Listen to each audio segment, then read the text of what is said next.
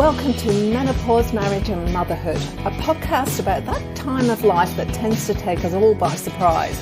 I'm your host, Karen O'Connor. Let's get right into it. Tell me a bit about yourself. What do you do and how did you end up doing what you're doing? Okay, so I have only ever done art, as in the 2D drawing, painting. It's all I know. I was one of those kids that when I was in around about year 9, I knew what I wanted to do, which was graphic design. And fortunately, my parents could see that I was drowning at school because I was at Somerset, but back then it was still a very new school, but it was a very academic school. And by the time I was in year 10, I was ready to give up school altogether because I just couldn't handle the academic of Somerset. And so fortunately, Mum and Dad actually just sort of like went hunting for other schools that had promoted the arts, and Benoa State High School was the one that was sort of like leading the Gold Coast in regards to art. So for year 11 and 12, I was at Benoa High School, which happened to be our local high school. We lived in Ashmore, so it was the one down the road. And I didn't want to go there because I thought I was going to get bashed up.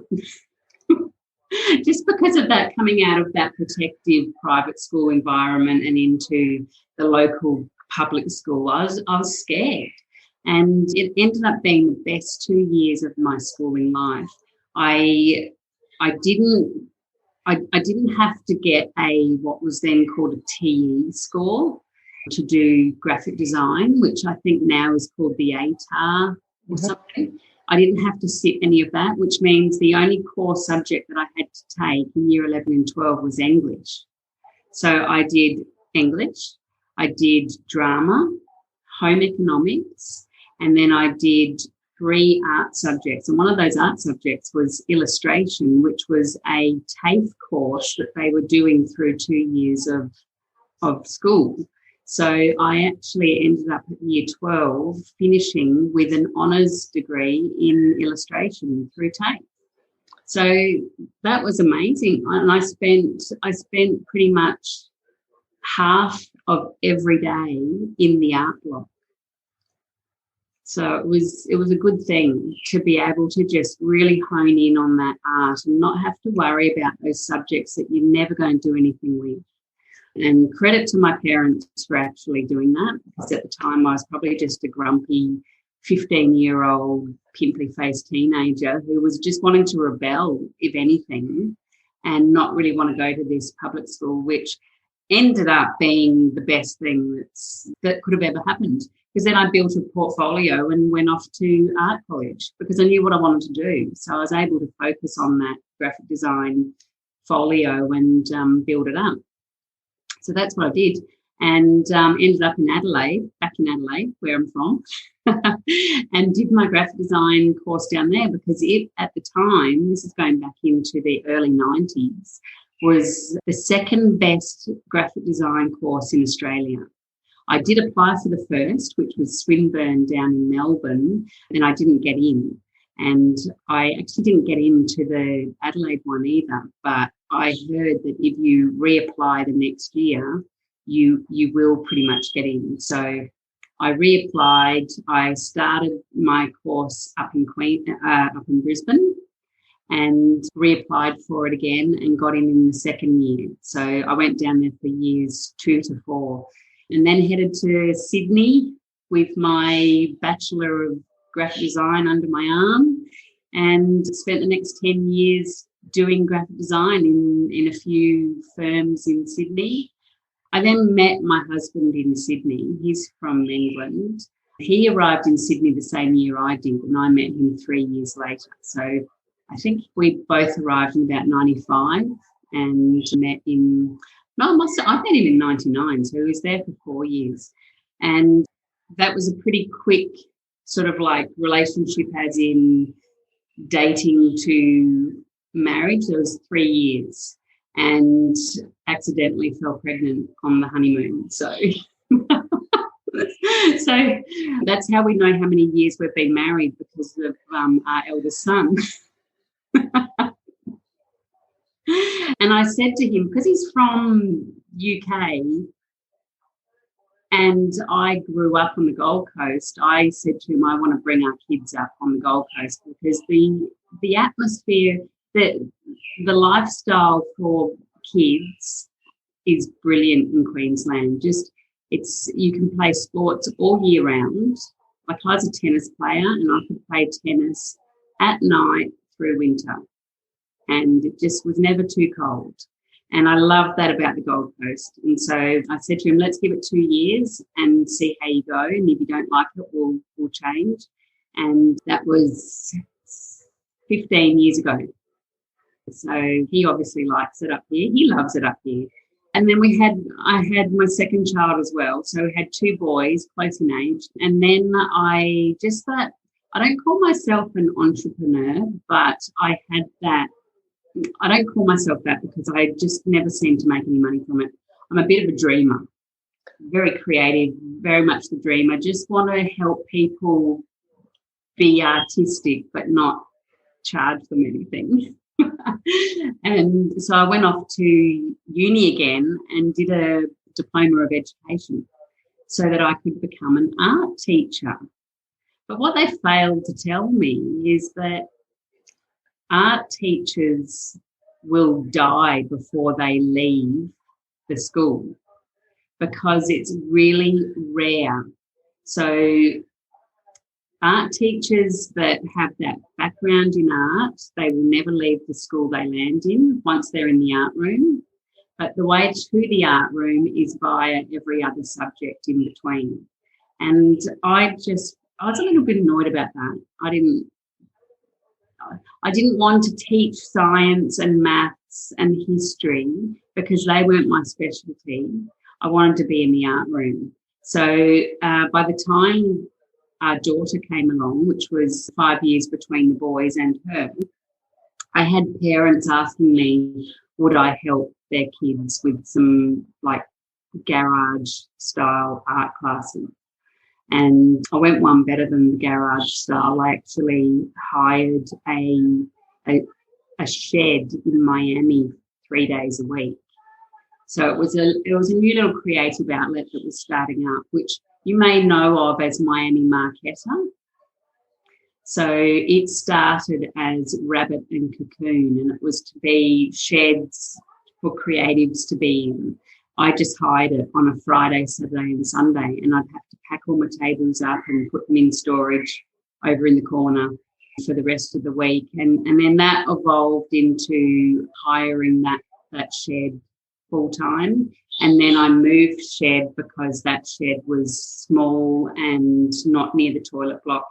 And so that's where the business started, which is called Mrs. Red's Art Room.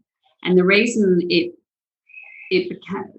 became Mrs. Red is because my surname, which is Whitred, is actually really hard for kids to remember.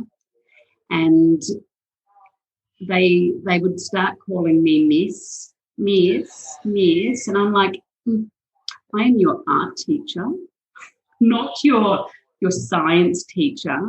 Don't call me Miss. So I shortened it. I took the wit out and kept the red and became Mrs. Red. And it worked. It relates to my business. So Mrs. Red came around and I started up the business as Mrs. Red's Art Room, and it's stuck. There are people to this day who don't know my name because they just know me as Mrs. Red. So you went from teaching children, but you moved into the adult space as well, haven't you? So what happened, I was probably into 4 years of teaching, it could have been 3 years of teaching Saturday art classes to kids. And these were great classes. They were 3 hours every Saturday morning. And I had a lot of regulars, but this one regular, she would come in every Saturday and her mum would come in at the end, as they all do, to see the artworks that the kids had produced. And we'd done this watercolour and doodling of a dolphin. So the kids had to trace the dolphin out and then paint with the watercolours, and then with a black pen do all these doodling patterns all over the dolphin.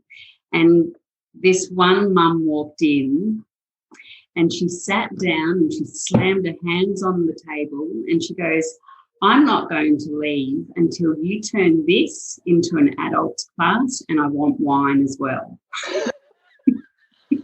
I need her name. Give me a name and number.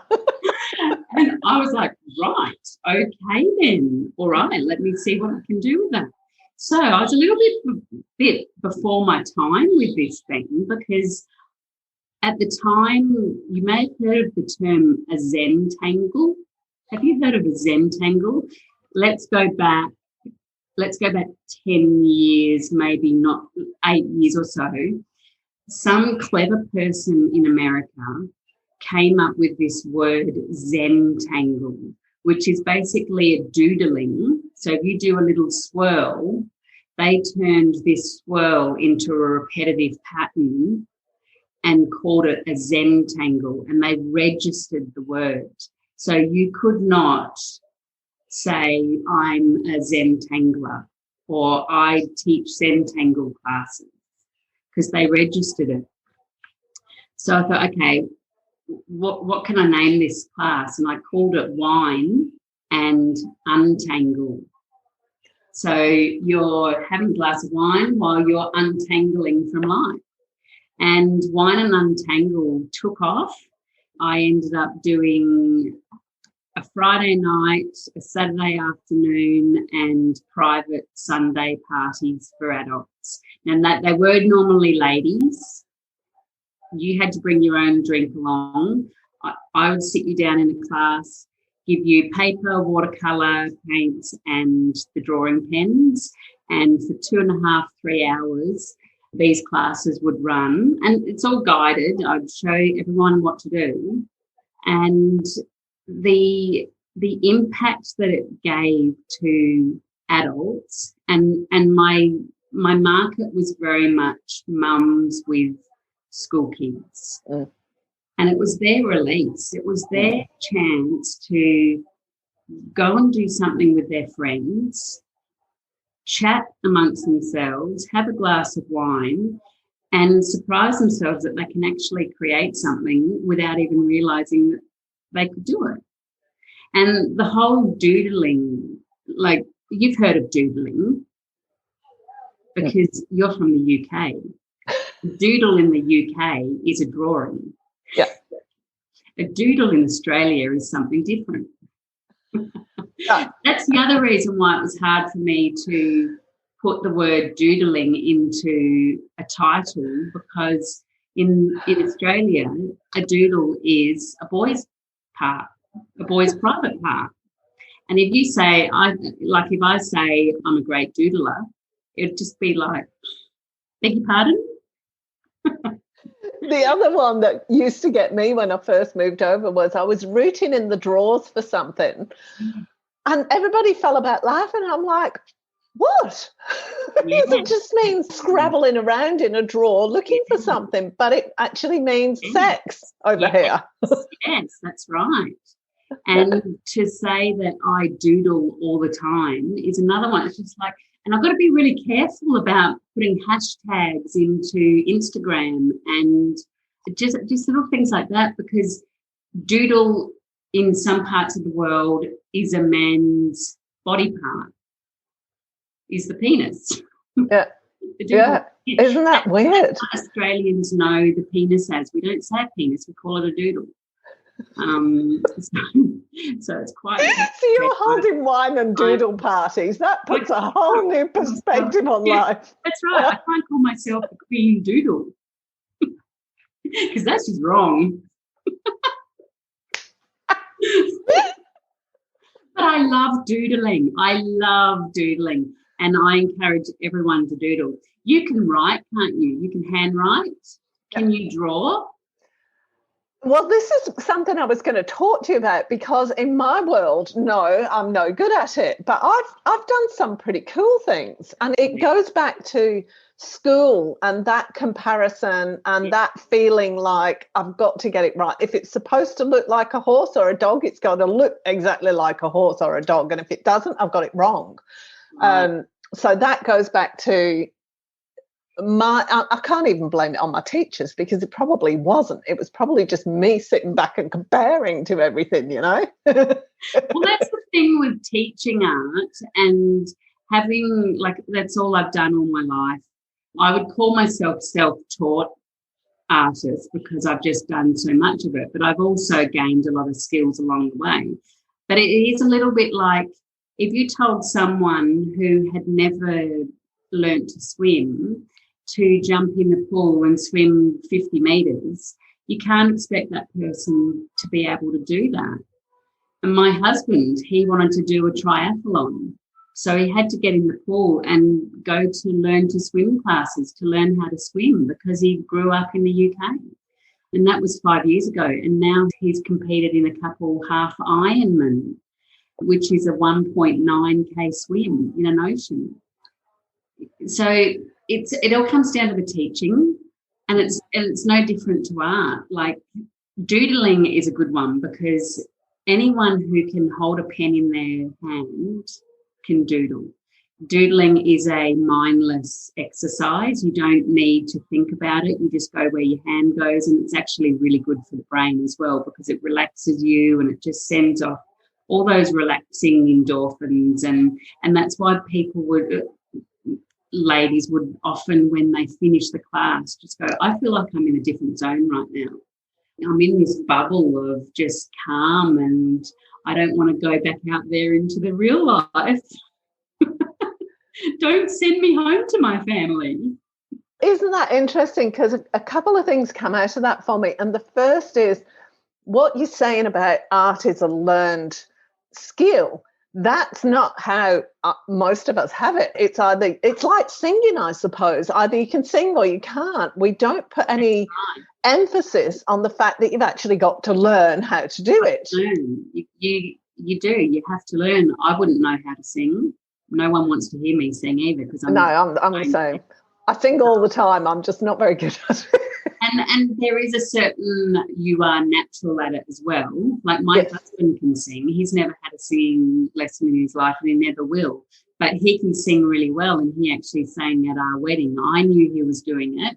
No one else knew he was doing it, and he got up and absolutely blew everyone away with it.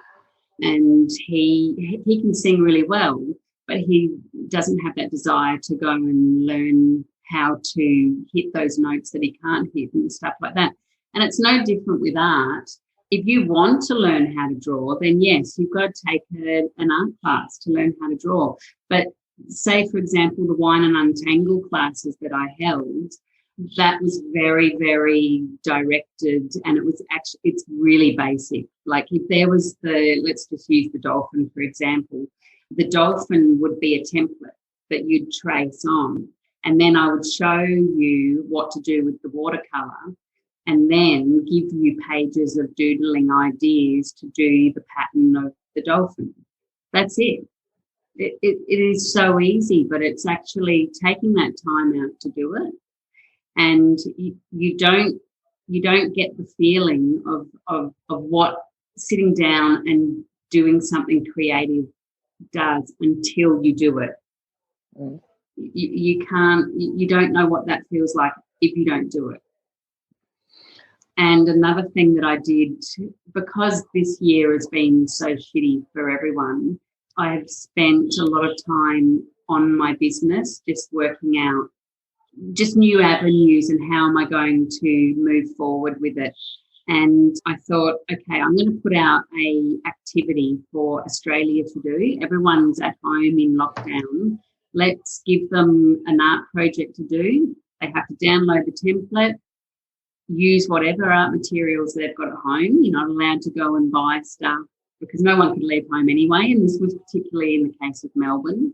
So I put up a free art challenge on my website and on my socials, and I was blown away by what happened. I had over 200 people download this, what was it? It was a seahorse.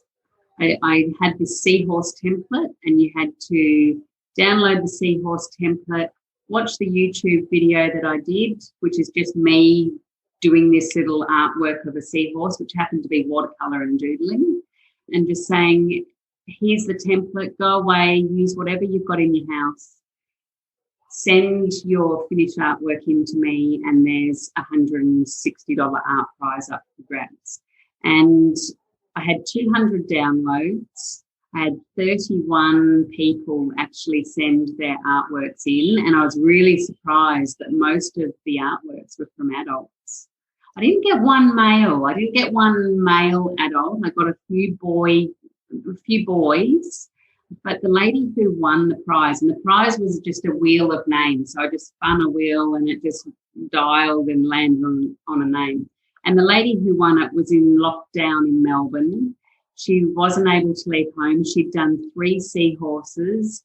She'd emailed me saying, you don't know what this has done for me. It just gives me time away from everything else that we're going through at the moment. And she won it, and I was so happy that someone who was really experiencing this pandemic, she lived in the heart of Melbourne, and they had 100 and something odd days where they were not allowed to leave their front door.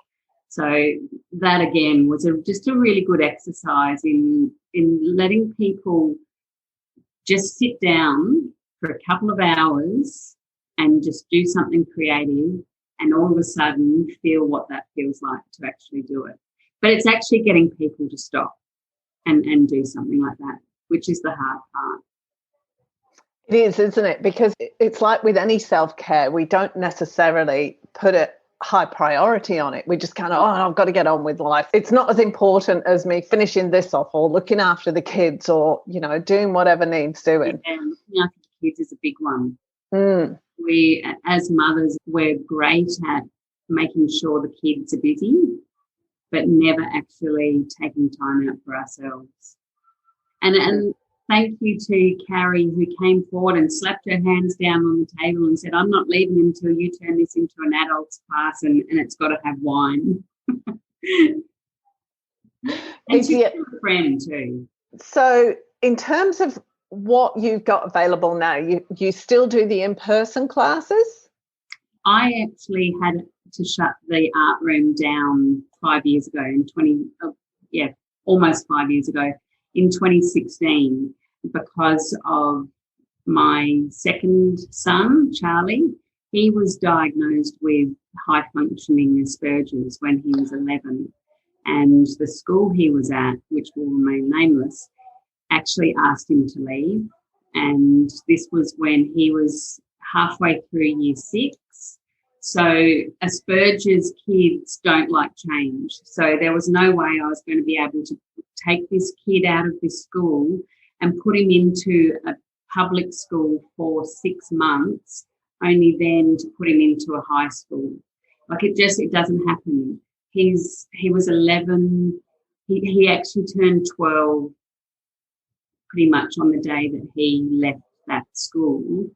And because of his diagnosis, he was allowed to do online school through Queensland Education. They actually have, it's a little bit like, it was always set up as School of the Air for all the kids that lived in remote towns out the back of Woodwalk. But because of technology, these schools ended up accepting a lot of kids who didn't fit normal school programs. So 50% of the intake was actually in Brisbane or Gold Coast surrounds, but those kids were just a little bit different. They didn't fit the mould for normal school. So in order for him to do that, he had to have a parent at home full time, sitting in the background, making sure that he was logging on to his classes and everything like that. Fortunately, the landlords of the base that I was renting from, they understood that my reasons were genuine, and they said, you can leave, pack up your stuff and you can leave. So I put the business into hiatus. I just basically, it was 1 month's notice, I said, I'm sorry, I have to do this, and gave them the reasons. It's in hiatus. And I honestly thought that I would be up and running again somewhere in 6 months' time. And during this process of Charlie being finally diagnosed, by the way, like he always had something going on, I just didn't know what it was.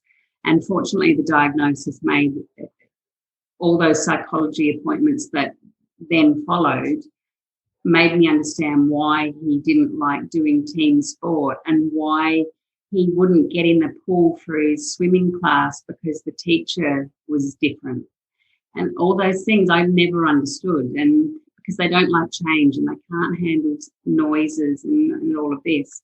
So I thought that it would be a 6-month hiatus. In this same time, a dear friend of ours was diagnosed with a fourth term 4 brain cancer, and he passed away 5 months later. So this all happened in this whole space of from July through to the end of the year. And Charlie also really reacted to having to leave school and go on to this online learning. And he started to self-harm at 12, which when you've got a 12-year-old who's trying to kill themselves, yes, a paramedic will come out, but they won't take them to hospital because they know that nothing's going to happen at hospital because of their age. I ended up on one of the incidences saying, I'm not letting you leave. I want you to take him to hospital. He needs to go be away from our home so that he understands, what's going on here. And we spent 5 hours in the waiting room of Robina Hospital waiting to see a psychologist. And a psychologist ended up coming out to us and just saying, I'm really sorry, I'm going to be black and white with you here, but we have got 20-year-olds that are trying to kill themselves and we cannot deal with your 12-year-old. So I had to deal with all of this. And the business, it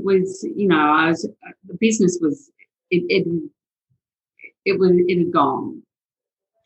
But what was still happening because of the name I had out there with all kids of the Gold Coast is if I went down to the supermarket, someone would see me and they'd be like, Mrs. Red!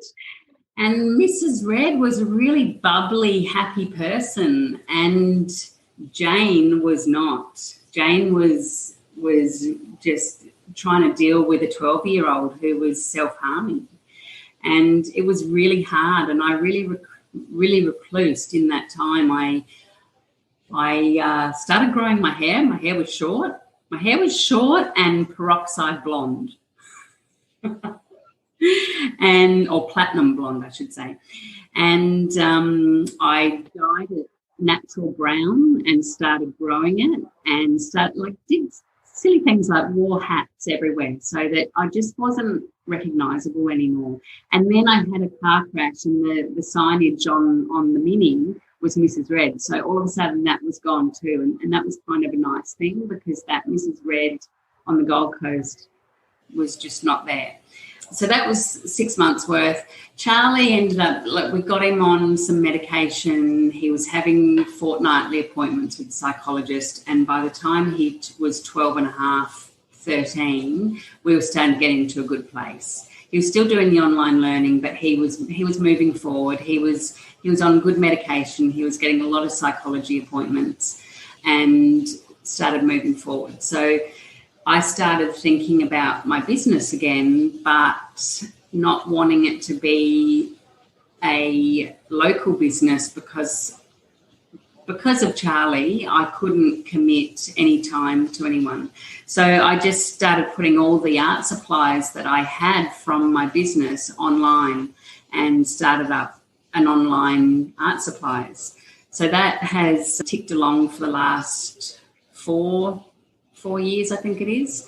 and opened up a subscription box as well, where you could just subscribe to this monthly box of art supplies. You didn't know what it was going to be. I would do YouTube videos with the contents of the box, send the boxes out to the people who bought them, which was all Australia-wide, and then watch them open them up and create something. And that was great.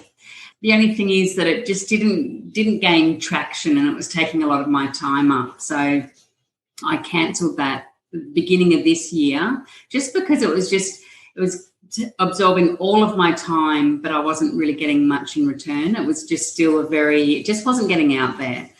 So fast forward to now, at the end of 2020, when the world knows what a Zoom call is, and the world knows what online learning is all about, because all our kids have just done online schooling, and this is worldwide as well.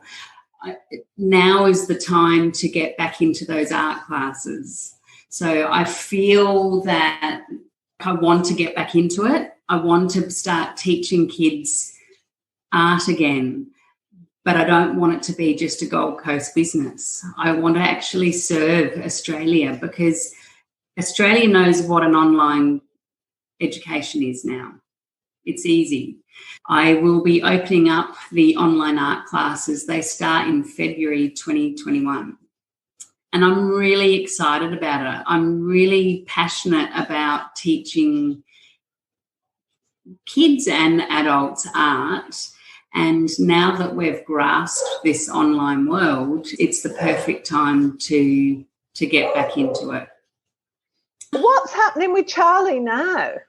So Charlie is he's just finished year 10.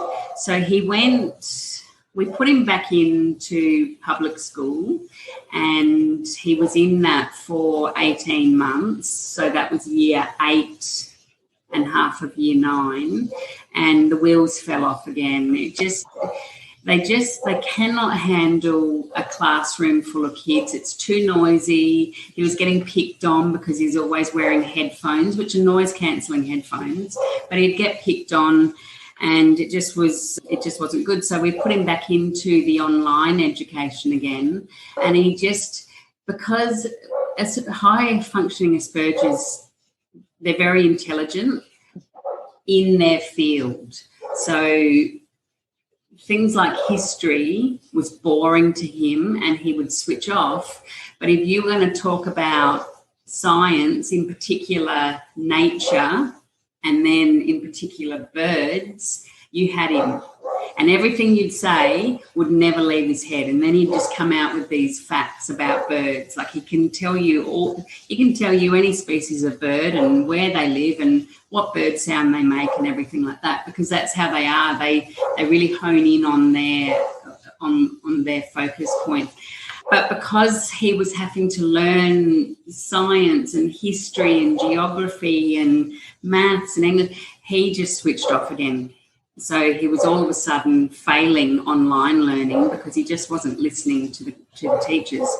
So we thought, okay, we've got to try and get Charlie into trade school, because it's that or it's nothing. He's out. There's no way we're going to get him through year 11 and 12. So he went to Australian Industry Trade College in July of this year, and he has done 8 weeks of work experience at the local vets, and year 11 he starts his animal certificate Animal Studies Cert 2 certificate at TAFE, and he does that at the trade school. So he'll do 4 weeks at trade school, 4 weeks at the vets, and then when he finishes year 12, he's got another certificate that he has to complete, and then he'll be a vet nurse. And that's perfect. He loves it. He loves it. Fantastic. Yeah. So he just loves working with animals, but he won't have that academic push to be a vet. He just academically, he won't be able to sit there and study and do assignments. He just won't. So being a vet nurse and assisting in surgery and everything is the next best thing. Good on him. Let's just finish up with, what are your online classes that are going to be available? They start in February. You just have to go to the website, mrsreds.com.au. I've packaged it up for the family. So you can buy for one person in the house, or you can buy for 3 or 5 people in the house. So if you buy for 3, 2 people can join for free, basically, because of the package. So that way I'm trying to encourage not only the kids to join the art classes, but at least one parent to have a go as well, because they're not paying for it. They've paid for it in the bundle package. And just to be able to tap into it and know that no one's going to laugh at you, you're learning, and the projects are all the same. So it's one monthly project, and the ability level will be the difference. So the ability level for a 6-year-old is obviously going to be different to, say, a 12-year-old, and then again for a parent in their 30s or 40s. But it's learning those art skills and just having, you don't have to leave home. Your learning will come in the form of a workbook and videos to watch, and then there will be 2 Zoom calls per month with me so that we can talk about your progress through the month and finishing your artwork. So, and this is all downloadable, isn't it? You don't post anything out, it's just downloadable. Yes, that's right. Yeah, so, because, and the reason I'm asking that is that 60% of my listeners are actually outside of Australia, more than 60%. Yes, so yes. You're not precluding anyone else. No, absolutely not. If someone outside of Australia was to join the class, they might not be able to make the Zoom calls because it could be the middle of the night, or the kids could be at school, but they can always watch the Zoom recordings, and also there'll be the active Facebook group which they can ask questions, and it's going to be very, very usable for anyone, anywhere. Fantastic. Thank you so much, Jane. It was really great to talk to you, and so good to hear, because one of the big things for me is sharing people's stories, because we've all got incredible stories, incredible things that have happened to us, and it's so inspiring and freeing almost to hear what's happened in other people's lives, because it just kind of helps us get a bit of perspective into what's going on in our own lives. And that whole thing with Charlie was, and our friend who passed away from the cancer, it was almost a blessing in disguise, because having the art room, I was away from my kids, from my family. I was so busy trying to keep that art room alive with staff and rent and insurance that I was taking that time away from my own kids. And little things like that, you pivot. I know pivot is a big word that we're using this year, but 4 years ago I had to pivot to change things because I had a son who was self-harming. And, he's medicated now and it's all going well. He's getting older, and as he gets older, he will start to come off that medication because he'll just mature, and he won't have to be, he is a student, he has to learn, he has to do this. When he turns 18, those laws are not in place. He doesn't have to, he will want to. So. Oh, best of luck to him. And to you as well. Good on you for handling it as well as you did. I know you don't feel like you did, but I reckon you probably did. Oh, yeah, there were some tough days there. Thank you so much. Karen. All right. Yep, all right, bye. Bye. Thanks for joining us this week on Menopause, Marriage and Motherhood. Make sure you visit our website, middleagedwomenstuff.com, where you can subscribe to the show in any of the players or via RSS so you'll never miss a thing. If you liked this show, you might want to check out the webpage, which gives you lots more information about both our host and our guest, along with heaps of other resources. Be sure to tune in every Tuesday and Friday for the next episode. And that's all for this episode. We can't wait to see you next time.